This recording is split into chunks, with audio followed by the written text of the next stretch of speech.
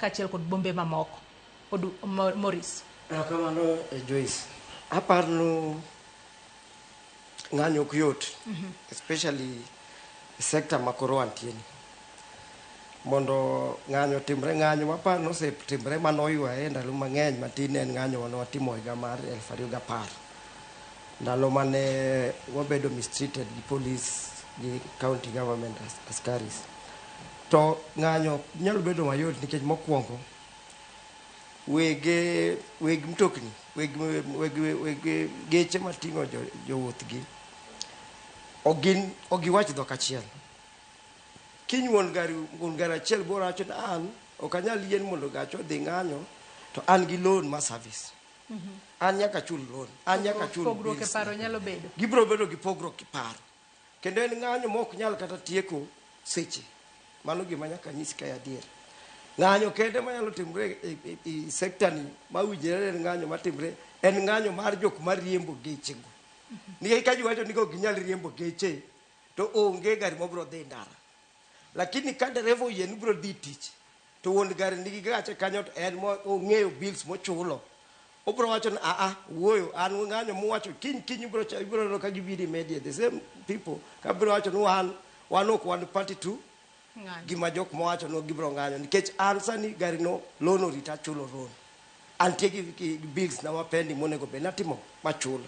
Koro an gima normally advocate for. Kaka na wacho ni kano wacho ni ka gini otimre komedo timre kendo wabro kawo okang' marwa kiwan nikech nenre ka gini osebedo kodwa loko piny mani Banana Republic kaka jakom nowacho cha to then ochop kanyo mondo koro serikal obi mondo donji kidi nikech ng'anya adier kotimre to serikal kawo ga okang'.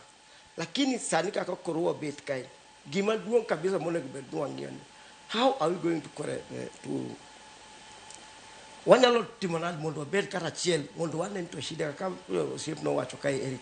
Wanyalo timo nadi mondo wabed kata achiel wanen to problem wan go en mane mondo walos kanyakla kapok wadhi serikal wanyalo dhi nyiso gi ni koro wan wasebet piny jo bodaboda okawo okang' margi wan wasekawo okang' marwa wasebet piny to wasewinjre ni wadwa luwo okang' makama to wakelo ni serikal to wanyiso ni serikal chakre kawuono kata kwayudo ne kata ka Eric wacho ne jo polise kawo asoya to en ja bodaboda to neno ka dier police kawo asoya to nyalo chung' ka police ni itimo gima rach.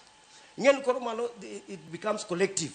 Koro police bro luor no ok nyal kawo mitbilie ka jaboda nitie machiegni koro obedo gimiluongo ni shared responsibility mondo ng'ato ka ng'ato ng'e en responsibility wan koro kaka jok matiyo gi ndara kaachiel gi jok pedestrian nikech waongo organization maber mochung' ni jok mawuotho gi tiende gi ndara mondo wabi kar achiel wang'e to wanyalo konyo jowanade nikech accident mang'eny matimre gi kidhi hospital sani Kenyatta inyalo yudo accident motimre mang'eny mag jo bodaboda woda flow mangima iyudo ni mago accidents mag jo bodaboda.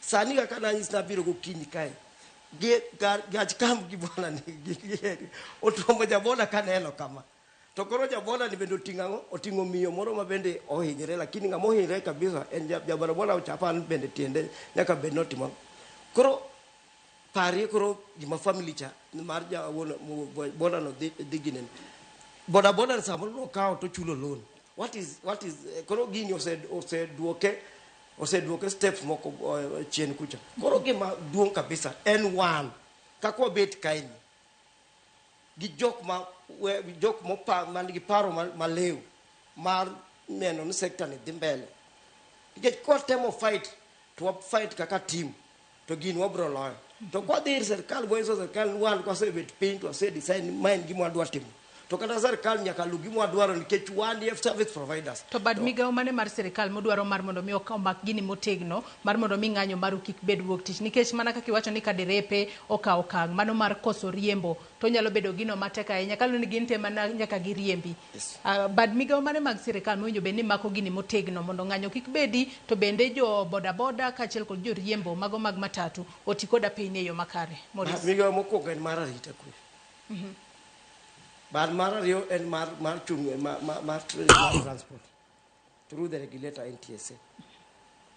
Kaka jowetena osewacho kae ka adier kabisa accident timore ni ratiro mar ndaro serochre to gima ber ne investigation kosetimre to nyaka report binwa ni ineno gari manowang' Juja Road wasetimo investigation DCI okelo report ni gisetimo investigation gisemako jok makama gise process jok makama giteri court mano chuny jibro yweyo nikech ging'e ni at least tie gimotimang'o otimre mano bad migawo mar arita kwe to bad migawo mar wuoth ong'ini sama gigi timre sama gikawo data ir jo police to gin gitimo nadi data no mondo ging'i ni koro sama data ni osechopo kuomwa wan wadhi tiyo gi data ni nadi mondo waduok piny ginene waduok piny gima kinde asigu mosebedo kind ji ariyo ma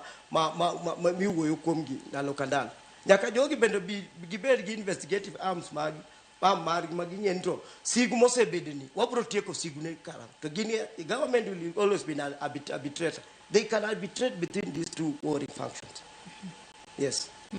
Adwa nachunu thuolo kodi Isaac Oganga ngisi mar mondo mi mak paro mano mar sirikal mar idwa wacho gima sirikal winjo bed ne timo kachiel kod wachni mogik ka wadhi ka watieko.